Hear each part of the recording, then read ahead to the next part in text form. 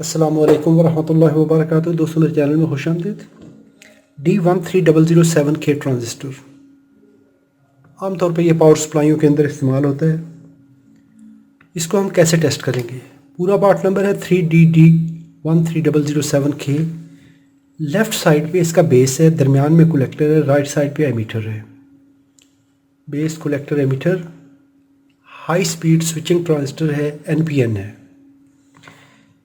Collector current इसकी 8 ampere है।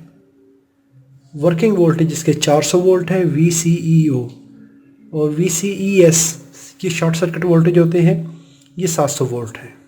Normal working voltage 400 volt है।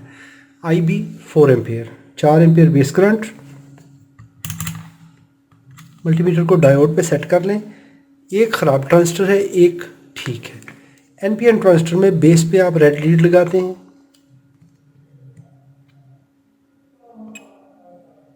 ये देखें 0.189138, ये शॉर्ट सर्किट ट्रांजिस्टर है, यानी ये ख़राब है।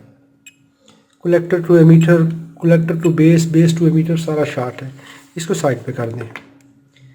उसी तरह बेस पे रेड लीड रखिए, ब्लैक लीड को कलेक्टर पे लगाएंगे 0.570 वोल्ट, एमीटर पे लगा लें 0.598। ये ठीक इंडिकेशन है। यहाँ पे लीडें रिवर्स कर लें। Open open, base to collector, collector to emitter, open open, दोनों साइडों पे ओपन ओपन है।